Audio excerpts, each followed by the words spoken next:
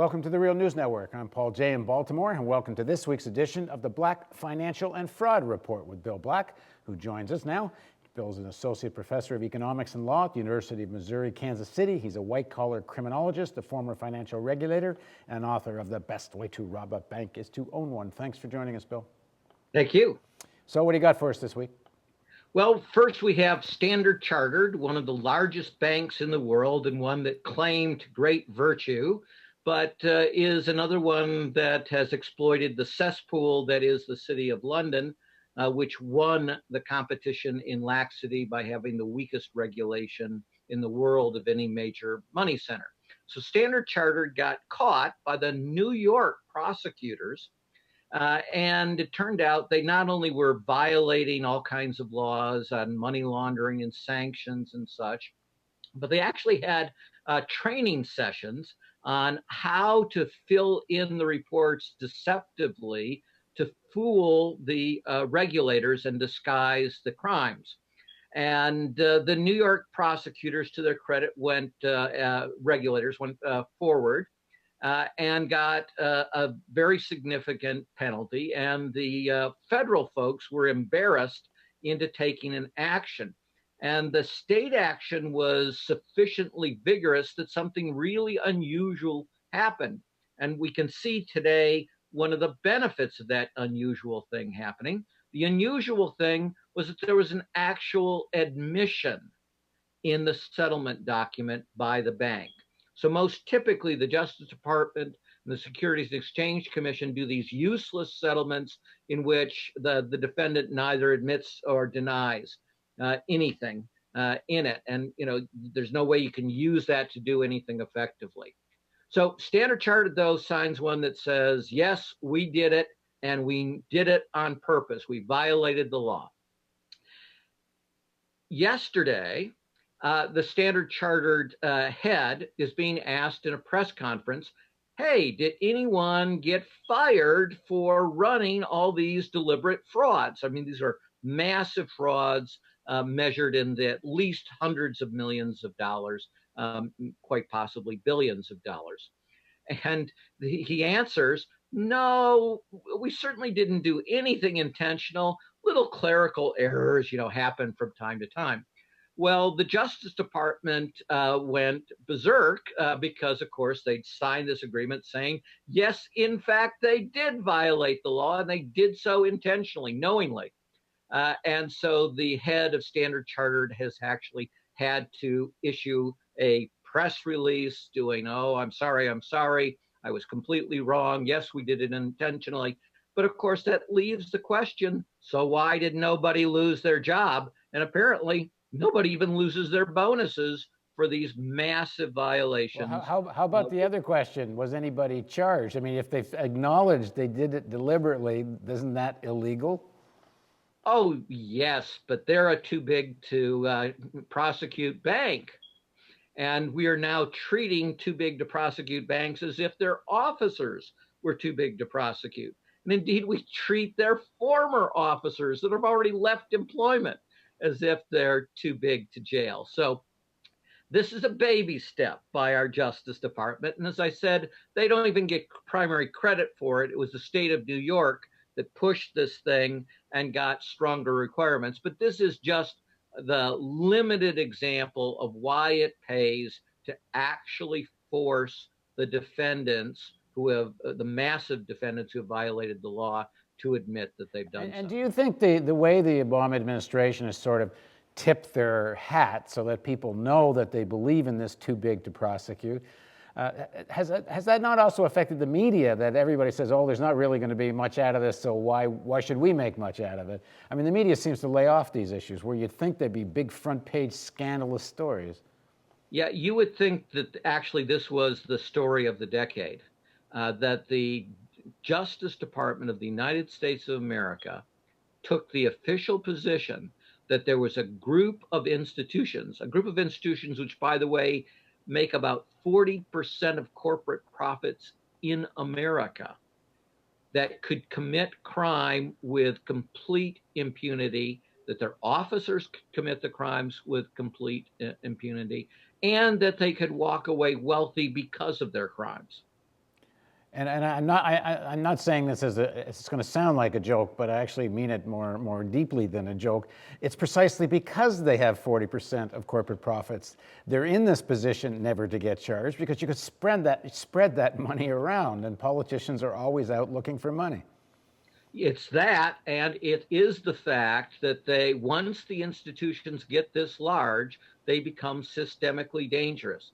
And so the regulators fear taking them on because they fear, well, actually, their definition of these systemically dangerous institutions is that the next time one of them fails, and it's when, not if, it will cause a global financial crisis. Now, of course, that is the broader insanity. Why would you live? There are roughly 20 of these in the United States and roughly 40 outside the United States. Why would you live with 60 swords of Damocles constantly hanging over the global economy instead of getting rid of them, since they're also incredibly inefficient? They're too big to manage, too big to regulate, too big to prosecute. That means they're too big to exist. Well, let's talk another bizarro situation, which is a sort of reflection of the same problem. What's going on in Cyprus? Okay, so Cyprus is a great one. Cyprus, of course, is a very tiny country with international issues because of the division between ethnic Greeks and Turks. And we have a military occupation, a portion of Cyprus by Turkey that isn't recognized by the rest of the world. And in the midst of all of this, we have a banking crisis associated with, but not completely determined by, the Greek financial crisis. And so we have the good old troika again of European institutions that are come in and going to deal with things. And we have the fact that there's a German election coming up. And domestically, the Germans are fed up with paying bailouts, even relatively tiny ones that would be needed in Cyprus.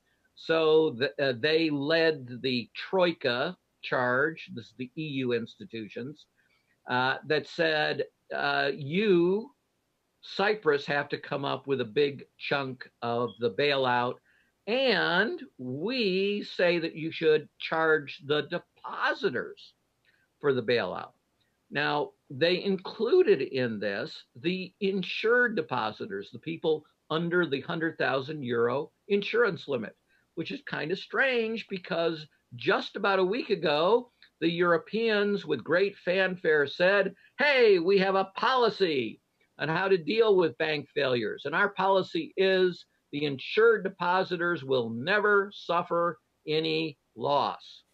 And the Cypriot government promised their people all through these negotiations, one thing that will never happen is there will be no charge to insured depositors. So, of course, what did the Europeans insist upon? A charge to depositors, including insured depositors. Which means the small people with relatively small amounts of money. That's right. And lest you think that the Cypriot government are the good guys in all of this, the Cypriot government at that point says, well, if we're going to have to charge depositors, we're going to charge the insured depositors, the little guys, a pretty hefty fee, 6.6% of their deposits they're going to lose. And they did that because they wanted to reduce the losses to the really big depositors beyond the insurance limit. And they kept that percentage loss down to 9.9%, which they felt psychologically it was critical to keep it under 10%, because it turns out that Cyprus's primary strategic plan for economic development is to be the money launderer for the scum of the earth. And in particular, they really like the Russian oligarchs, who are bleeding money out of Russia, evading taxes, and doing God only knows what worse with the money as well. And so the Cyprus's government, their big strategic thing was not to protect the little Cypriot depositors, but to protect the big Russian depositors. Whereupon the Cypriot people went crazy and they adopted a wonderful thing. They started writing no on the palm of their hand and holding up their hands in public to make this protest. And the measure became so unpopular that when the Parliament of Cyprus voted on it, it didn't get a single vote in favor of the plan. So there are all these kinds of negotiations, and by the time anyone is looking at this, God only knows what the new plan will be. But it is one completely screwed up interchange, uh, driven both by insanity at the EU level, IMF, and the Cypriot government. And now we have Slate's Matt Iglesias giving two cheers to all of this insanity, saying that it was a well-structured plan, that it was a good thing that they were causing depositors to suffer losses. He wished the losses to the small depositors were smaller, but still wanted them to have losses, and then proposed, hey, why doesn't Cyprus solve the problem by just selling its claim to the remainder of Cyprus to the Turkish government? Brilliant. And then the other thing you're talking about is to stop the Russians from all pulling their money out of the Cypriot banks, bartering off or handing off sections of the Cypriot energy fields off the coast, which apparently could be quite rich. And this follows discussions in German parliament about demanding that Greece sell islands to the creditors to, basically this is what happens when you give up a sovereign currency and adopt a non-sovereign currency like the euro. You lose essential attributes of sovereignty, and you end up in a situation in which literally you're being coerced to put your country up for sale. And of course, alongside this will be some kind of severe austerity measures in other areas of the life of the people of Cyprus, because in the final analysis, they're going to try to make them pay for all this. Yes, and an important gauge in Europe that when it goes below 50, it signals increasing recession or contraction, has just gone down substantially, showing unexpected weakness even in Germany and France. So people are now, economists are now revising their projections to believe that the recession in the Eurozone is going to last longer and be more severe. Craziness. All right, thanks for joining us, Bill. Thank you. And thank you for joining us on the Real News Network.